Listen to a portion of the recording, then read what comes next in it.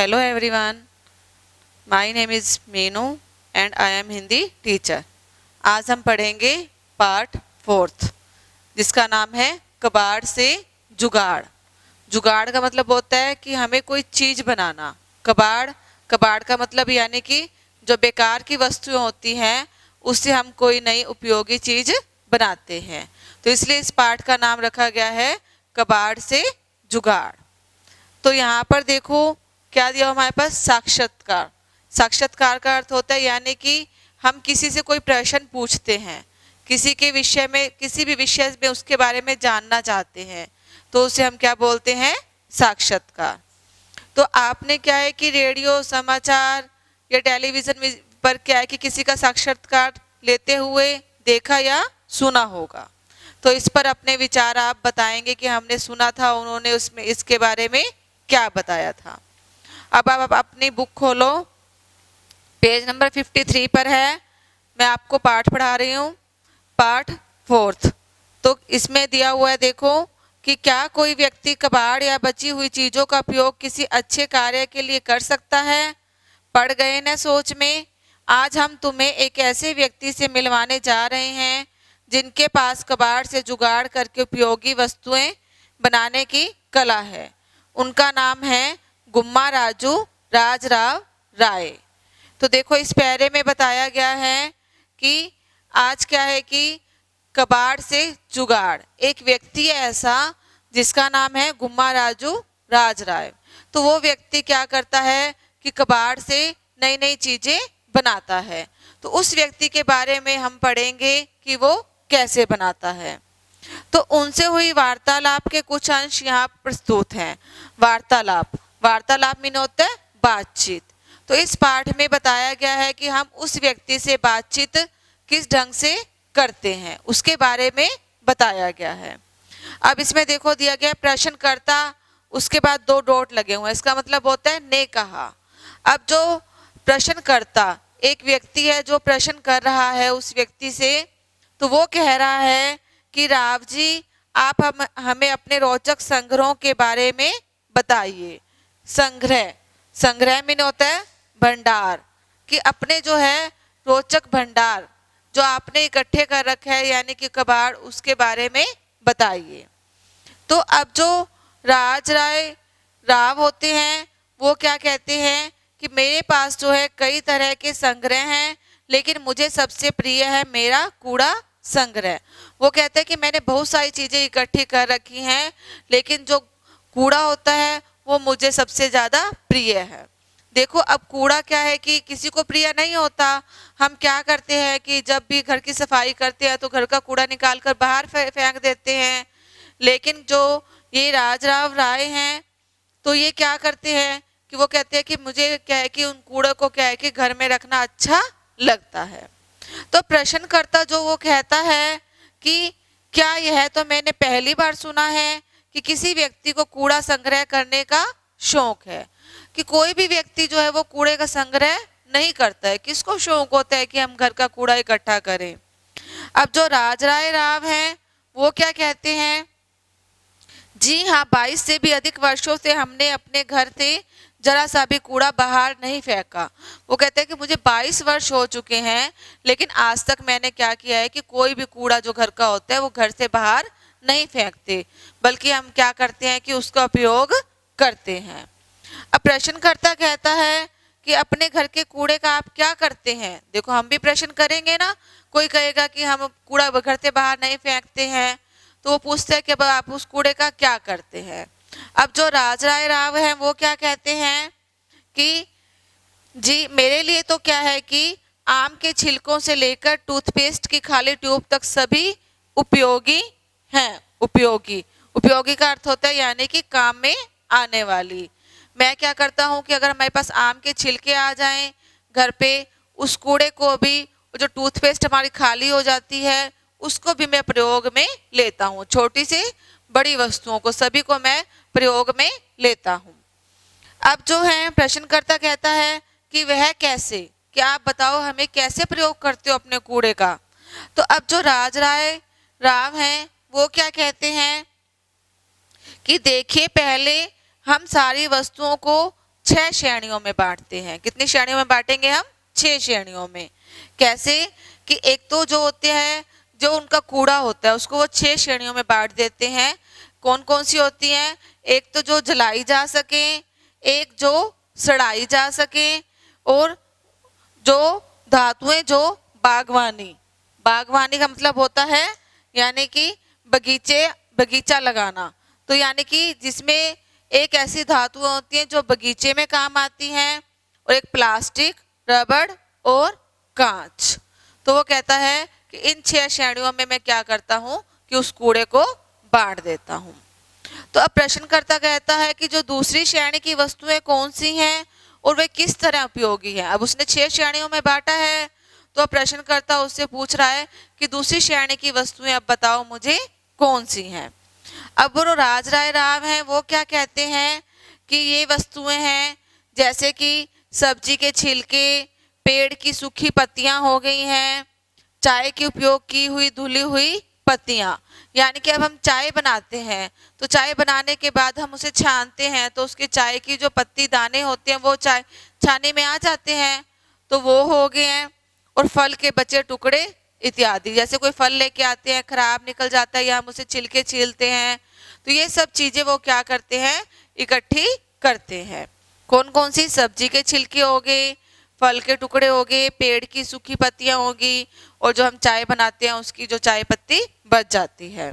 तो वो कहते हैं कि ये सारी वस्तुएं होती हैं जो खाद बनाने के काम आती हैं। तो कैसे खाद बनाते हैं? तो इसके लिए वो जमीन में 6 गुना 3 फुट का खाद का गड्ढा बनाओ। यानी कि हम जमीन में एक क्या है कि एक गड्ढा बना देते हैं, गहरा 6 गुना 3 फीट का होता है जो, तो उसमें ये सारी वस्तुएं डाल देते हैं। तो हर तीसरे क्या है कि चौथे दिन इस पर पानी का थोड़ा सा छिड़काव करो। अब क्या करते हैं कि देखो, अब हमने जो हमारे पास जो छिलके थे उन सबको हमने गड्ढे में डाल दिया, फिर उसके ऊपर पानी का छिड़काव किया। फिर उसके बाद क्या है कि अब उस कचरे में क्या है कि बैक्टीरिया क्या होता है? कीटाणु, छोटे छोटे कीटाणु पैदा होते हैं और जो उसे सड़ाने में सहायता करते हैं। यानी कि वो जो होता है सारा जो कचरा होता है वो सारा सड़ जाता है। अब प्रश्नकर्ता करता है, क्या कहता है कि खाद बनने में कितना समय लगता है, कि जो अब आपने जो ये खाद बनाई है उनसे, तो उनसे बनाने में कितना समय लगता है। तो अब राजराय राव क्या कहते हैं कि जब कचरे की परत 1 फुट मोटी हो जाती है, ये तो नहीं है कि हमने 2-4 थोड़ा सा डाला, काफी सारा कचरा हम उसमें डाल देते हैं, तो अब वो क्या है कि वो उसकी परत मोटी हो जाती है तो उस पर कुछ मिट्टी फैला देते हैं, यानी कि उस पर थोड़ी सी मिट्टी डाल देते हैं, तो बस 3-4 महीने में सारा जो कचरा है वो खाद में बदल जाता है। तो कितना टाइम लगता है उसे? 3-4 महीने। तो यह खाद क्या है कि सामान्य है। सामान्य का यानी होता है साधारण या आम खाद होती है, जैसे उससे क्या है कि ज्यादा लाभदायक होती है। यानी कि जो हम खाद यूज करते हैं जैसे कि गोबर की खाद होगी या कोई और खाद होगी, तो उससे ज्यादा क्या है कि ये खाद जो है लाभदायक होती है।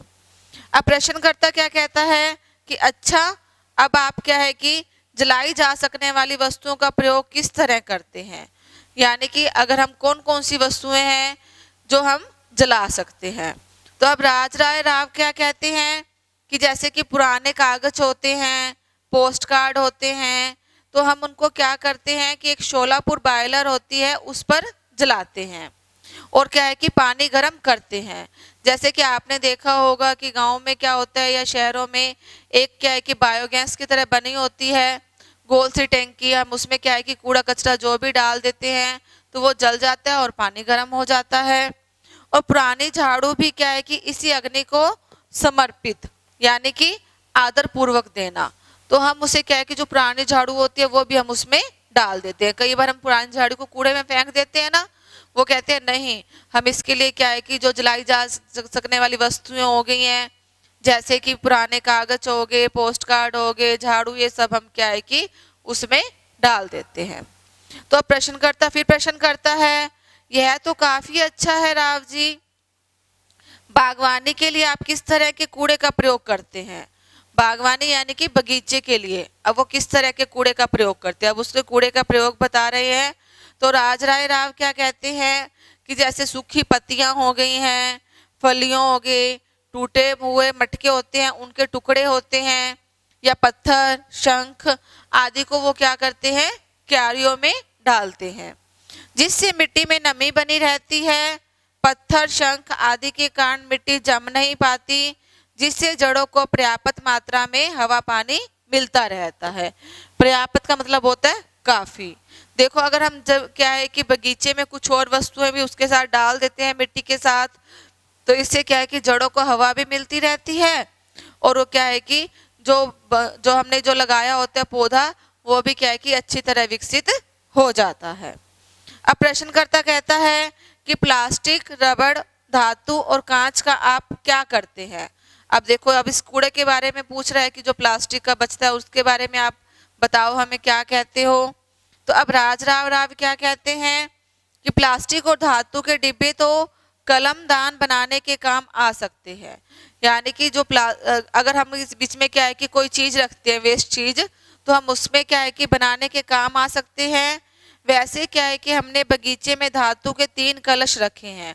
धातु के यानी कि बनाया हुआ उन्होंने मटका सा, उसमें क्या है कि 3 कलश, 3 मटके रखे हुए हैं धातु के बने हुए।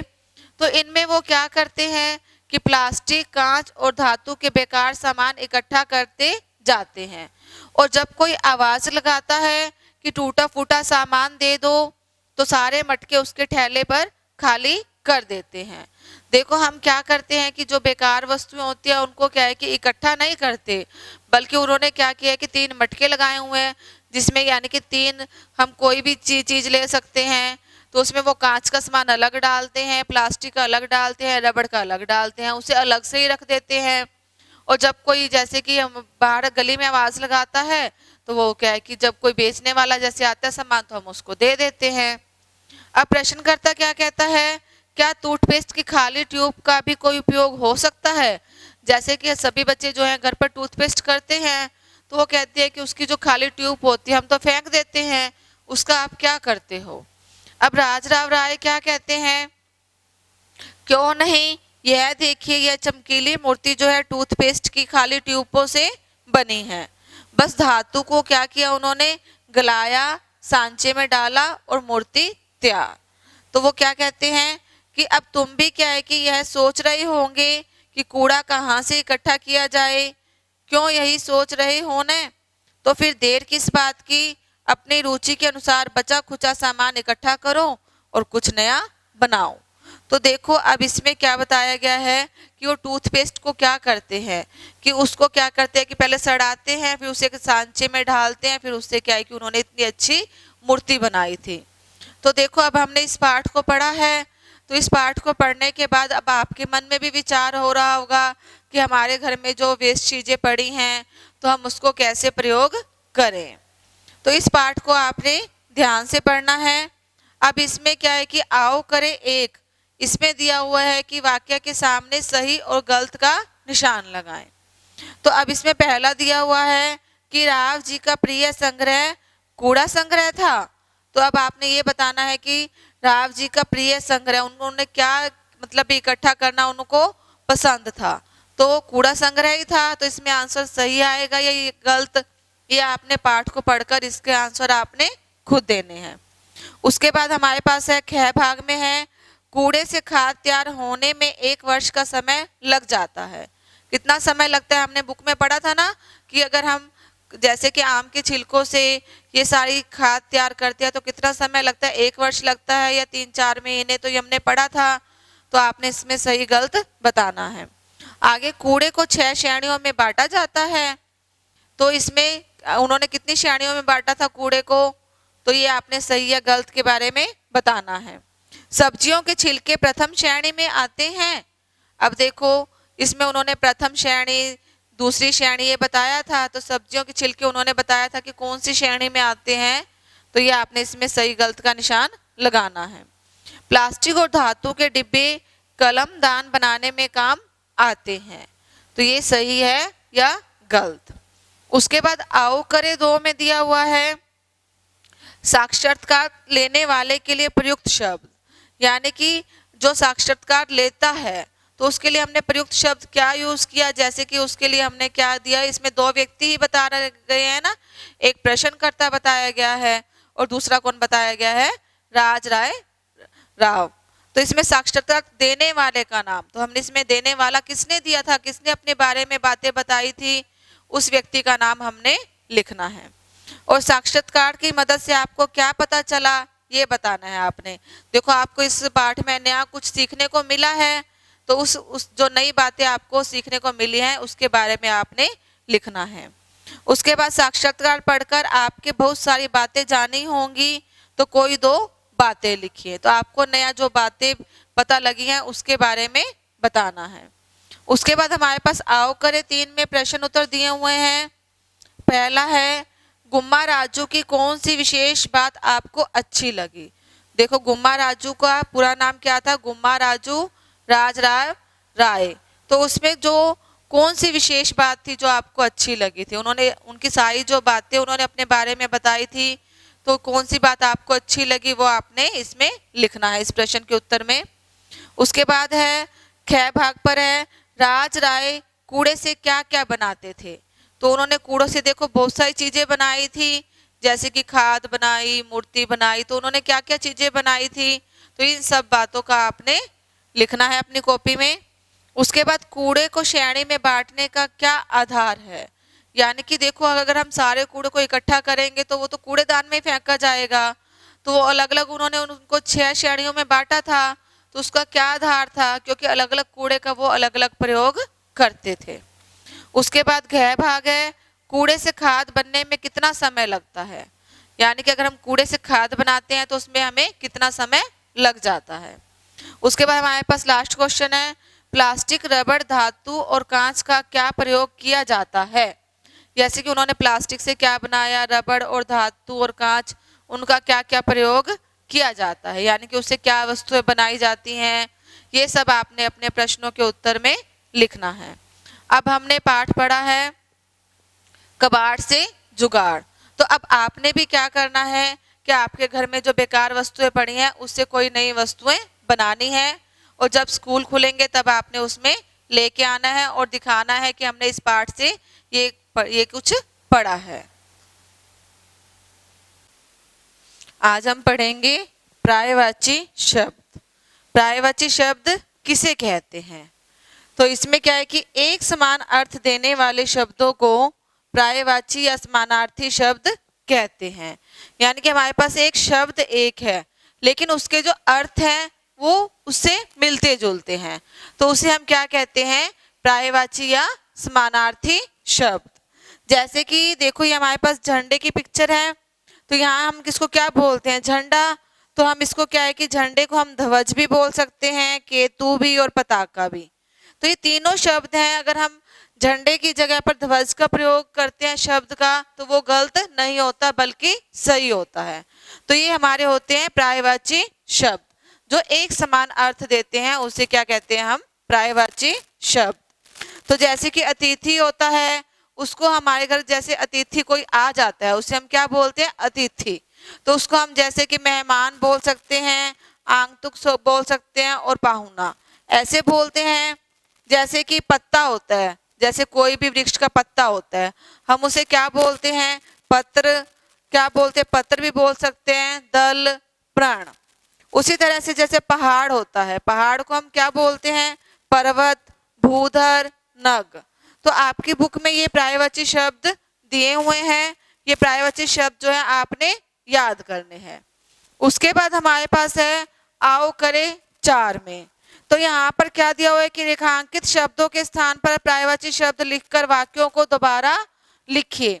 यानी कि देखो जैसे कि एक लाइन दी हुई है हमारे पास कि उनके पास, आओ करे 4 में हमारे पास दिया हुआ है रेखांकित शब्दों के स्थान पर पर्यायवाची शब्द लिखकर वाक्यों को दोबारा लिखिए।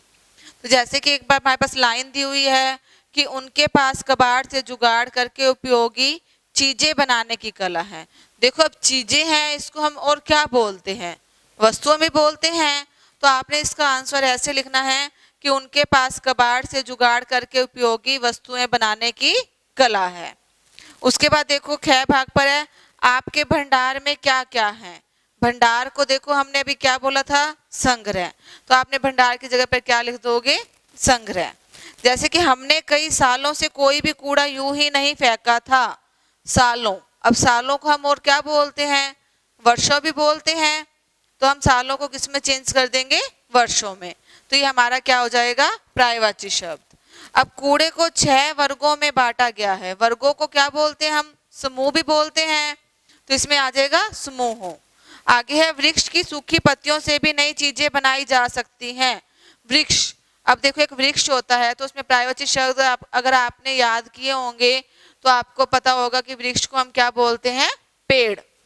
तो जड़ों को पर्याप्त मात्रा में वायु और जल, देखो वायु को हम क्या बोलते हैं, वायु का पर्यायवाची शब्द होता है जैसे कि हवा, और जल का क्या होता है, पानी, जल, नीर। तो इसी तरह से क्या हमने लिखना है, हवा और पानी। उसके बाद हमारे पास आओ करे 5 में है कि शब्दों के पर्यायवाची शब्द लिखकर उनका प्रयोग करते हुए वाक्य बनाकर लिखिए। जैसे कि हमारे पास यहाँ दिया हुआ है पर्वत, पर्वत का पर्यायवाची शब्द आपने क्या लिखना है, पहाड़। अब पहाड़ को आप अपने वाक्य के अकॉर्डिंग जो है वाक्य में प्रयोग करोगे। जैसे कि हिमालय पर्वत पर क्या है कि अनेक पहाड़ होते हैं। उसके बाद जैसे कि इसमें दिया हुआ है नदी, नदी को हम क्या बोलते हैं, सरिता, तो उसको हमने क्या करना है कि वाक्यों में प्रयोग करना है। मेघ, नेया, दूध। तो इस तरह से ये आपने बुक वर्क जो है वो बुक पर ही करना है और ध्यान से पर्यायवाची शब्द आपने। आज हम पढ़ेंगे क्रिया के बारे में। क्रिया किसे कहते हैं, तो जिन शब्दों से किसी काम के करने या होने का पता चलता है उसे क्रिया कहते हैं। अब देखो कि हमारे पास जैसे कि एग्जाम्पल दिया हुआ है, सोहन खाना खाता है, तो हमारे पास देखो कि जिन शब्दों से किसी काम के करने, क्या काम किया जा रहा है, खाना खाने का काम किया जा रहा है, तो ये हमारे जैसे कि खाना खाता है, तो ये शब्द हमारे क्या है, क्रिया। और कर्ता कौन होता है, जो इस काम को करता है। जैसे कि सोहन शब्द है, इसमें ये क्या है हमारे पास, कर्ता। तो क्रिया क्या होती है, जिन शब्दों से किसी काम के करने या होने का पता हो चलता है उसे हम क्या कहते हैं, क्रिया। तो अब हमारे पास जो क्रिया के होते हैं वो 2 भेद होते हैं। कौन कौन से होते हैं, एक अकर्मक क्रिया और दूसरा होता है सकर्मक क्रिया। अब देखो अकर्मक क्रिया, अकर्मक क्रिया क्या होती है कि जिस क्रिया में कोई कर्म नहीं होता है उसे हम क्या कहते हैं, अकर्मक क्रिया। अब देखो कि जैसे कि हमारे पास क्या है कि राम दौड़ता है, तो इसमें क्या है कि हमारे पास कोई भी कर्म नहीं है, तो ये हमारा क्या है कि अकर्मक क्रिया है। अब क्या है कि सकर्मक क्रिया, जिस क्रिया में क्या होता है, उसका कर्म होता है, उसे हम क्या बोलते हैं, सकर्मक क्रिया। जैसे कि हमारे पास देखो ये एग्जाम्पल हमने पढ़ा था कि सोहन खाना खाता है, तो इसमें क्या है कि कर्म, कर्म कौन है, कैसे है, तो हम उसके सकर्मक क्रिया की पहचान करने के लिए हम उसके साथ प्रश्न लगाकर देखते हैं। जैसे कि क्या, कौन। अब देखो कि सोहन क्या खाता है, तो हमें इसका उत्तर मिल गया, क्या खा रहा है, वो खाना खा रहा है, तो ये हमारी क्या है, सकर्मक क्रिया। तो इसमें क्या है कि सकर्मक, अकर्मक और सकर्मक क्रिया, तो इन दोनों में आपको अंतर पता चल गया होगा। इसके और भी जैसे कि एग्जाम्पल होते हैं, जैसे कि मोहन पुस्तक पढ़ रहा है, तो हम उसे प्रश्न लगाकर पूछेंगे, अगर उत्तर मिल जाता है हमारे पास तो हमारे पास सकर्मक क्रिया है, अगर उत्तर नहीं मिलता है तो वो हमारे पास क्या होती है, अकर्मक क्रिया। तो ये आपकी बुक में दिया हुआ है पेज नंबर 62 पर देखो कि अब आओ करें 6। इसमें देखो क्या दिया हुआ है कि वाक्य पढ़कर क्रिया शब्दों को रेखांकित करो। हमारे पास कुछ वाक्य दिए हुए हैं, तो इसमें क्रिया शब्द कौन से हैं उसको आपने रेखांकित करना है। जैसे कि पेड़ से पत्ते झड़ने लगे, तो क्रिया कौन है, देखो इसमें कि पेड़ से पत्ते क्या लगने, क्या हो रहे हैं, क्रिया कौन सी हो रही है, उसमें झड़ने की क्रिया हो रही है, तो झड़ने लगे, तो ये शब्द हमारे क्या होंगे, क्रिया।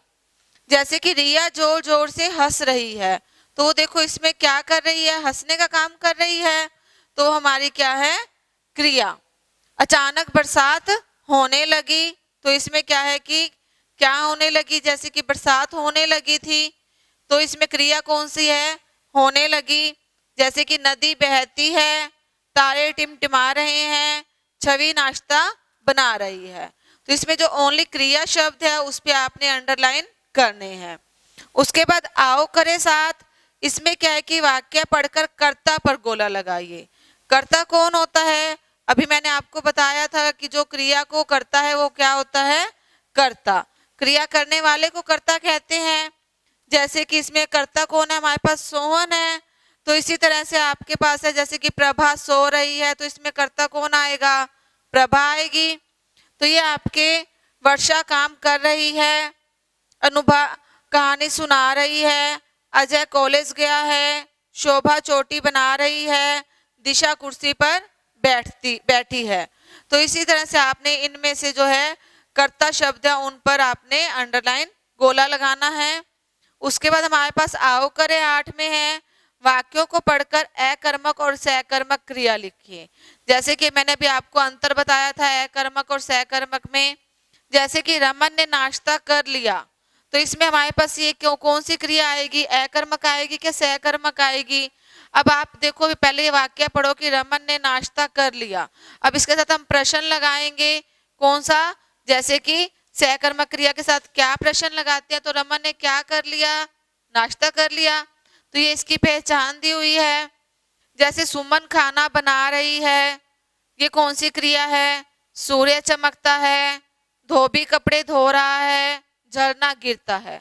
तो इन शब्दों में आपने बताना है कि इन वाक्यों को पढ़कर कि ये हमारी अकर्मक क्रिया है या सकर्मक क्रिया है। तो इस तरह से आज हमने क्या पढ़ा, क्रिया और उसके भेद। आज हम पढ़ेंगे साक्षात्कार लेखन। तो अब ये पाठ हमने पढ़ा है कबाड़ से जुगाड़।